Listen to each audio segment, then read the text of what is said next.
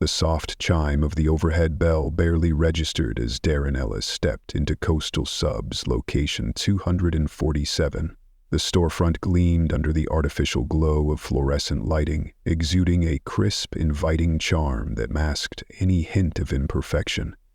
To the staff and customers milling about, he was just another wary man in a rumpled polo shirt and khakis, a forgettable figure holding a clipboard and squinting at the menu. His fake name tag read Keith Morin, a supposed regional product inspector. In reality, he was the founder and CEO of the Coastal Subs empire, a self-made mogul overseeing 180 stores with a valuation nearing $43 million. 0 cents. But titles meant nothing today. He wasn't here as a boss or a businessman. He was here as a quiet observer, a ghost among his own creation. This particular branch, nestled quietly in the heart of Cedar Rapids, had been marked as exceptional. 3 quarters running, it led the Midwest in performance metrics. Sales up 18%, near zero customer complaints, and glowing corporate praise for its manager Leo Brennan. From the outside, it was a model of operational excellence. That's what worried Darren. His gut had never lied to him before. Not when spotting doomed partnerships, not when identifying dishonest store managers, and not when evaluating locations that sparkled on paper but reeked of something rotten beneath. This routine check was, in truth, the result of an unease he couldn't shake. Behind the counter, the store hummed like a well-oiled machine. A young woman with a bright, confident smile and curly red hair worked the sandwich line with mechanical precision. Her name tag read Jenny. Her hands moved swiftly, as though guided by muscle memory, assembling ingredients with a finesse that only came from countless repetitions. 2 other employees manned the register and prep area, their uniforms clean, their movements fluid and efficient. "Welcome to Coastal Subs. What can I get started for you today?" Jenny's voice was the kind you'd hear in corporate training videos, pleasant, professional, rehearsed to perfection. Darren gave a small nod, clutching his clipboard a little tighter. "I'll have your most popular sandwich, whatever sells best." Jenny didn't miss a beat. "That'd be our signature turkey avocado club on artisan sourdough. Comes with fresh avocado, herb mayo, crisp lettuce, and vine-ripened tomatoes." It sounded flawless, too flawless. Darren watched her build the sandwich with a craftsman's rhythm, noting the immaculate cleanliness of the counter, the vibrant produce, the almost artistic display of golden loaves in the bread case. The store was so pristine, so ideal, it felt like it was trying to be perfect. And in Darren's experience, perfection was either earned through grit or fabricated through deception. His unease deepened. He took his wrapped sandwich and settled into a corner table by the window. The sandwich looked like something out of a food commercial. Abundant fillings, bright colors, flawless construction. But the moment he took a bite, his stomach tensed. The flavors didn't match the presentation. Something was off, barely perceptible, hidden beneath the boldness of turkey and herb mayo, but there. A subtle, unpleasant tang that whispered danger. He set the sandwich down slowly, his heartbeat quickening. With surgical care, he peeled back the top slice of bread and examined it. At first glance, it looked fine, golden crust, soft interior. But as he lifted the turkey and squinted closer at the bread's inner layers, his breath caught. There it was, mold.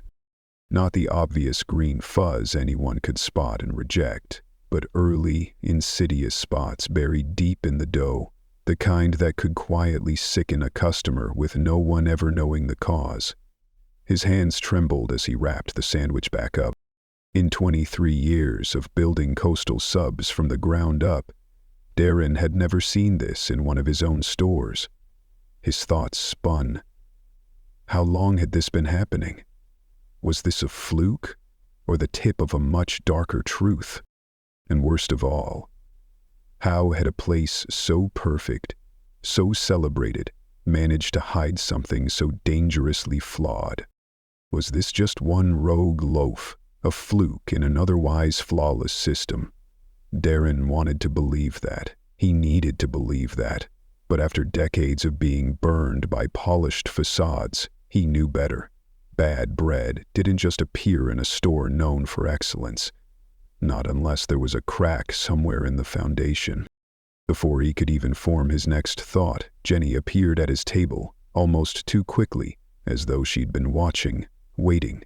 Her smile was intact, but Darren saw through it this time. The slight hitch in her breath, the twitch of her fingers as they knotted the strings of her apron, it was all there, signs of someone afraid of more than just a customer complaint. "Is everything okay with your sandwich, sir?" she asked, her tone carefully even, but her voice didn't match her eyes. Darren looked up, his gaze sharp now, not bothering to play along anymore. "Actually, I think there might be an issue with the bread. Could you take a look?" Jenny leaned in, her face paling as she examined the sandwich. Her glance darted to the back of the store before returning to him. "Oh my goodness, I'm so sorry. This is incredibly unusual. We get fresh bread delivered every day from our certified bakery partner. This has to be some kind of freak accident." The words fell from her lips with mechanical precision. Too smooth, too fast, like a rehearsed line she'd said before. Maybe too many times. Darren's voice was low but firm. "I'd like to speak with your manager." "Of course. Leo's just finishing paperwork in the back. I'll go get him right away." Her hands trembled slightly as she turned and almost sprinted toward the rear office. Darren sat still, eyes scanning the room. Everything had looked perfect just minutes ago, but now he saw it all differently. The over-polished counters, the step-perfect employees, Jenny's sudden dread. It didn't feel like an isolated incident anymore. It felt like a machine built to cover its own flaws. And if there was one thing Darren had learned the hard way, it was this. When a place shined too bright, it was often hiding shadows. The bell over the door jingled again as another customer entered. Jenny returned to her station, smile locked back into place like armor. But Darren noticed the slight tremble in her hands as she prepared a new sandwich. How many others had eaten bread like his and never known? How many stomach aches were dismissed as something else? And who, in all this shine and polish, had made the decision to risk it? That was the question that twisted in Darren's gut. Then Leo Brennan appeared. He looked like a man plucked straight from a corporate brochure. Trim, early 30s, not a single strand of hair out of place, and his polo shirt creased so perfectly it might have been ironed moments ago. He wore a bright, practiced smile as he approached, hand extended. "Mr. Morin, I understand there was an issue with your sandwich," he said with calm authority, the kind honed from years of managing complaints with a blend of professionalism and charm. Darren shook his hand, noting the steadiness of Leo's grip. "Yes, I'd like to understand how mold ended up in bread that supposedly delivered fresh daily." Leo nodded, no hesitation. "Absolutely. Let's discuss it in my office, away from customers. I'd hate to give anyone the wrong impression." They entered a small back office, tight but tidy, with rows of labeled filing cabinets and an impeccably neat desk. Leo pulled out a binder thick with logs. "This is our supply chain documentation for the past 6 months," he said, opening it with ease. "As you can see, we receive bread daily from Artisan Bakery Partners, our certified supplier. Every delivery is logged and inspected on arrival." Darren flipped through the binder. Every log was perfect, every signature flawless, nothing out of place. "Too flawless. These records are very thorough," he said cautiously. "Mind if I look at the actual bread storage?" "Of course. We pride ourselves on transparency." Leo led him to the walk-in cooler. Dozens of loaves lined the metal shelves, each wrapped and labeled. Darren picked one up, then another, and another. He looked closer and froze. The dates had been altered. Not crudely, but skillfully, subtle scratches, overridden numbers. Under the cool white light, the deception was visible to trained eyes. "Leo," Darren said slowly, holding up a loaf, "can you explain why these dates don't match?" Leo barely glanced at the loaf before launching into a perfectly composed answer. "We're part of a waste reduction initiative, authorized to use day-old bread to prevent unnecessary food waste. Sometimes labels smudge, so we relabel them for clarity." Darren felt a wave of anger and disbelief swell in his chest. He held up another loaf, this one nearly a month old, with only a day-old sticker on it. "This doesn't look like day-old bread, Leo." Leo's smile didn't fade, but his eyes shifted, just slightly. Storage conditions can make labels fade faster. These loaves are made with artisan preservatives, completely safe. Darren placed the loaf down carefully, heart thudding. This wasn't mismanagement. This was fraud. He straightened his clipboard. "I'd like to see the actual receipts from Artisan Bakery, the ones delivery drivers sign." For the first time, Leo hesitated, just a flicker of pause. Then, "Of course, though we've had issues with their new digital system, sometimes the sync fails. But I can get what you need." Leo turned to his filing cabinet, hands now visibly trembling.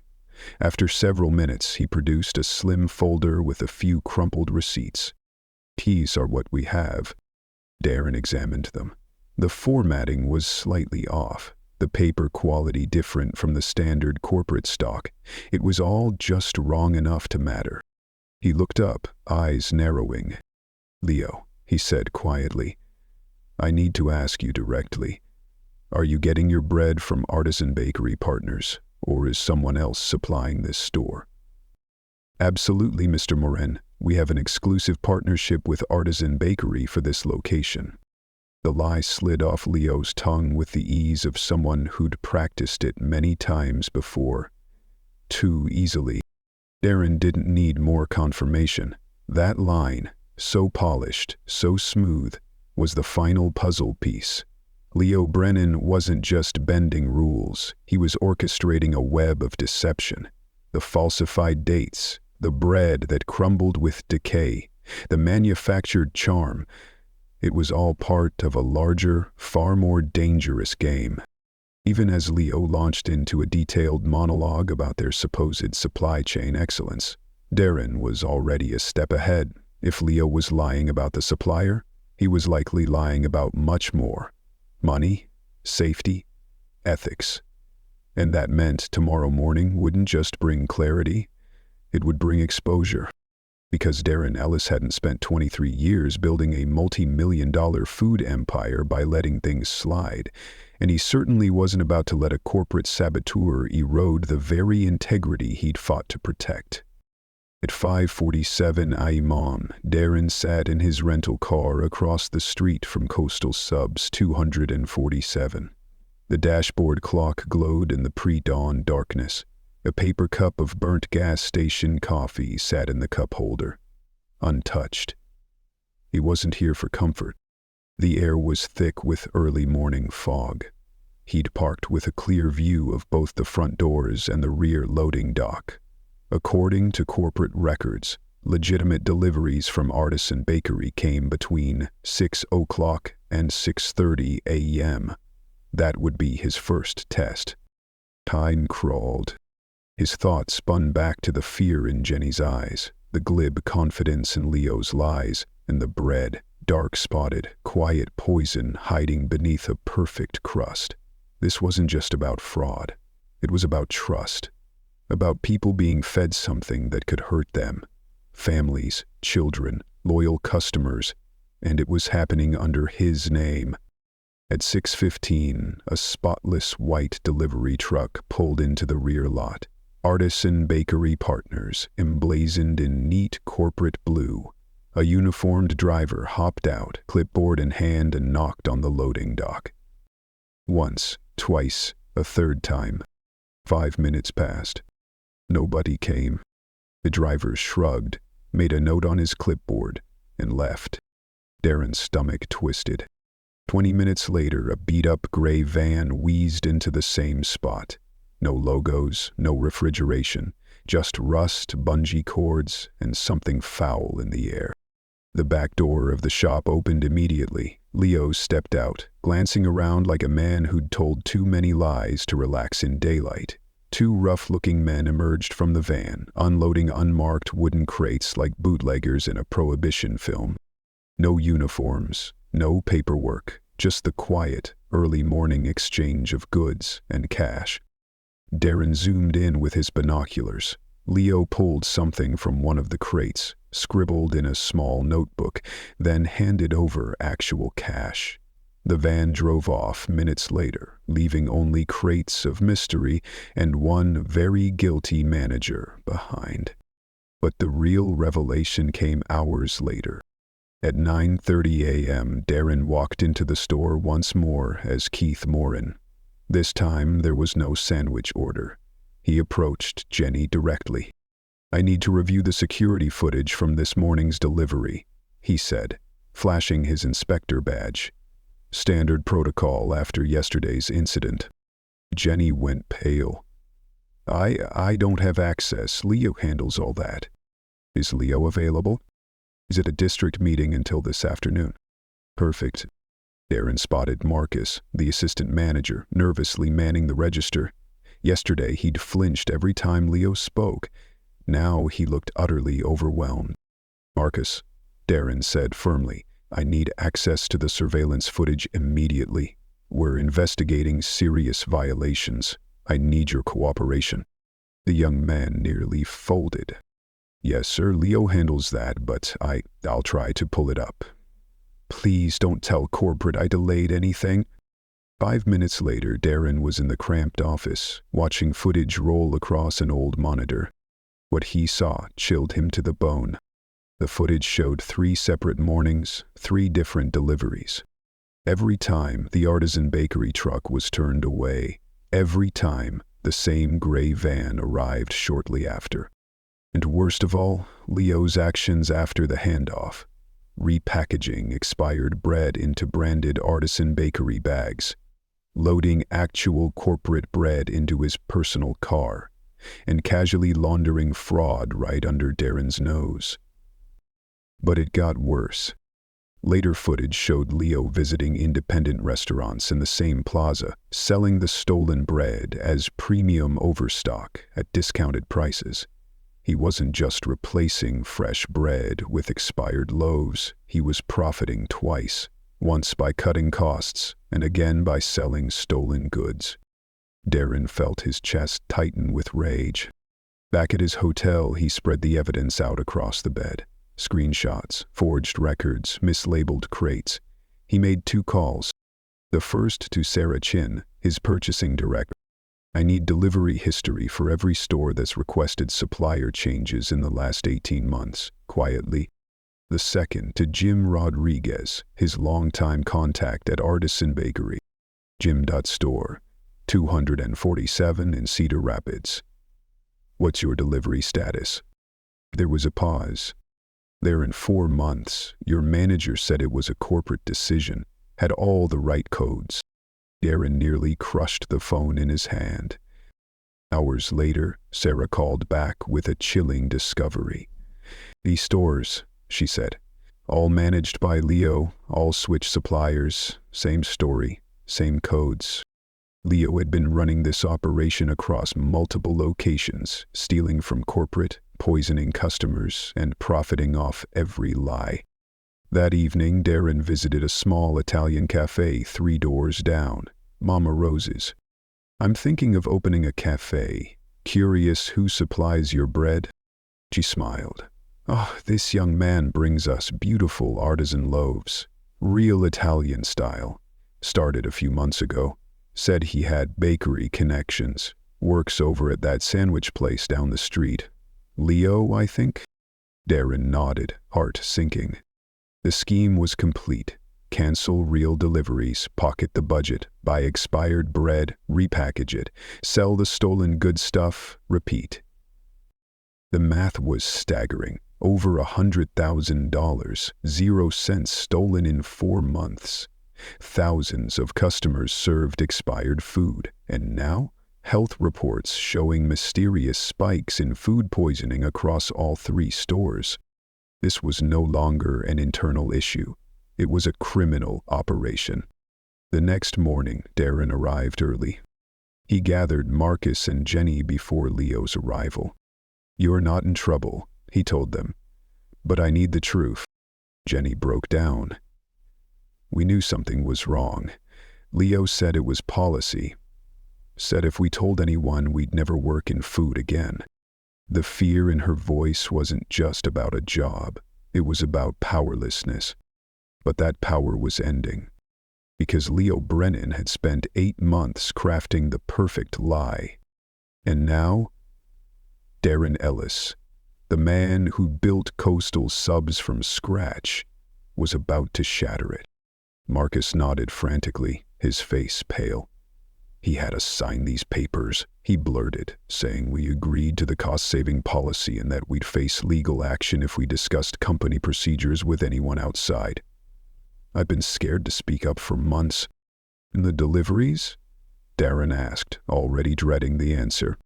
Marcus hesitated, then glanced down in shame. "We knew the official truck wasn't coming anymore, but Leo told us corporate made a better deal with a local supplier. The van? Yeah, it looked sketchy, but Leo said it was just a small family bakery doing their best." Darren felt the heat rise in his chest. An emotional cocktail of fury and profound relief. These kids weren't accomplices. They were victims of manipulation, threatened into silence by a man who had corrupted everything he touched. He looked at them, young, scared, and loyal despite everything, and knew what he had to do. "I need you both to hear this," he said gently, pulling a crisp card from his wallet. "My name's not Keith Moran. I'm Darren Ellis. I'm the founder and owner of Coastal Subs." The silence was instant, heavy. Jenny's jaw dropped. Marcus looked like he'd been hit with a brick. You're the owner?" Jenny whispered. "I am," Darren confirmed quietly. "And Leo Brennan has been defrauding this company and putting customers at risk for months. But we're going to fix it. Together." He locked eyes with them. "What I need now is for you to stay calm. When Leo arrives, you act normal. Can you do that?" They both nodded, though Marcus looked like he might vomit. At exactly 8:00 a.m., Leo's car pulled into the lot. Through the office window, Darren watched him exit his vehicle, straightening his collar, humming to himself, utterly unaware that his entire world was about to implode. The man moved like someone who believed he still had control. Darren turned to his staff. "Go back to your stations. Keep the routine." Leo came in through the back, cheerful as ever. "Morning, team. Let's have another great day." "Leo," Darren called from the office doorway, voice calm, deliberate. "Can we talk for a moment?" Leo's smile didn't waver. "Of course, Mr. Moran. I hope everything's been resolved after yesterday's little incident." He entered the office, still in character, but his eyes scanned the room quickly, searching for signs of a breach. His instincts were sharp, but not sharp enough. "I've done some additional investigating," Darren said, his tone neutral, professional. "And I've found a few discrepancies." Leo's posture stiffened. "Oh, what kind?" Darren laid out the screenshots. Images of Leo meeting the van, exchanging cash, repackaging bread. Leo's skin turned ashen. "I also spoke with Artisan Bakery," Darren continued. "They say you canceled deliveries 4 months ago. Said it was a corporate decision. Strange, since corporate never gave that authorization." Leo opened his mouth, but the words died in his throat. His eyes flicked toward the images again. Panic was beginning to seep through the cracks in his practiced calm. "I also stopped by Mama Rosa's. Seems she's been buying premium bread from a nice young man who works at the sandwich shop. Ring any bells?" Leo's face crumbled. "Mr. Moran, please, it's not what it looks like." "No, Leo," Darren said coldly. "It's exactly what it looks like." He pulled out his real business card and placed it slowly on the table. "My name isn't Keith Moran. I'm Darren Ellis, and you've been stealing from me." The blood drained from Leo's face. In a single breath, all the power he'd clung to vanished. "Mr. Ellis, I can explain. I can fix this. I'll pay it all back." Darren didn't flinch. "Leo, you're suspended immediately. Security will escort you out. You are banned from every Coastal Subs location, and HR will be in touch about the criminal investigation." Leo staggered. "A criminal? Mr. Ellis, please. I have a family. I was under pressure to meet profit targets. I didn't mean for anyone to get hurt." "But they did get hurt," Darren snapped. "You made people sick. You lied. You endangered lives for a bonus check." He picked up the office phone. "Marcus, Jenny, could you come in?" They stepped into the office, eyes wide. "Leo is no longer employed here," Darren told them. "Marcus, you're the new interim manager. Jenny, I'd like to offer you a position in our corporate training program." "Sir, I'm not sure I'm qualified," Marcus stammered. "You're honest," Darren said. "That's what matters most." Jenny's eyes welled up. "Thank you, Mr. Ellis." As security arrived to escort Leo out, the man made one last desperate plea. "I can help," he insisted. "I know every restaurant I sold to, every customer who might have been affected. Please, we can fix this together." Darren didn't respond. He just watched as Leo was led out, no longer a manager, but a cautionary tale. Over the next 2 weeks, Darren threw himself into the cleanup. He personally contacted every customer who had filed a complaint. He offered to cover medical expenses, issued public apologies, and worked closely with health inspectors.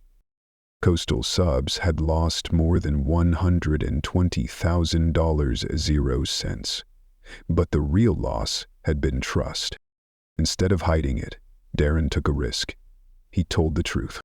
He stood beside Jenny and Marcus at a public press conference. "Calmed or whatever. They'd betrayed everything we stand for," he said. "But these 2 employees, under pressure, under fear, stayed honest. They are the real heart of this company." The media expected scandal. What they got was redemption. And something even more powerful happened. The community rallied. Customers returned, impressed by the transparency. Marcus flourished as a leader. Jenny quickly rose through the ranks in training.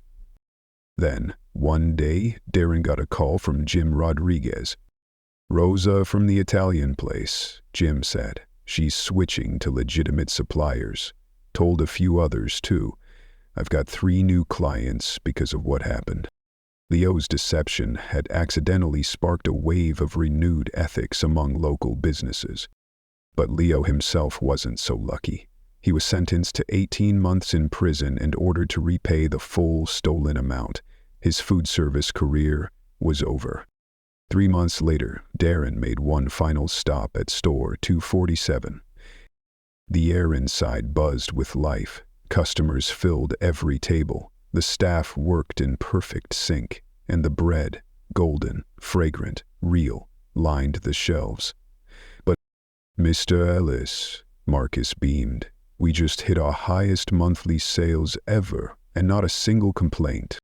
"That's what success really looks like," Darren said, biting into a turkey avocado sandwich. "It tastes like honesty." As he walked out into the morning sun, Darren thought about everything that had happened. Profit margins mattered, but values, integrity, courage, decency mattered more. And sometimes it took the smallest bite of bread to reveal the biggest truths.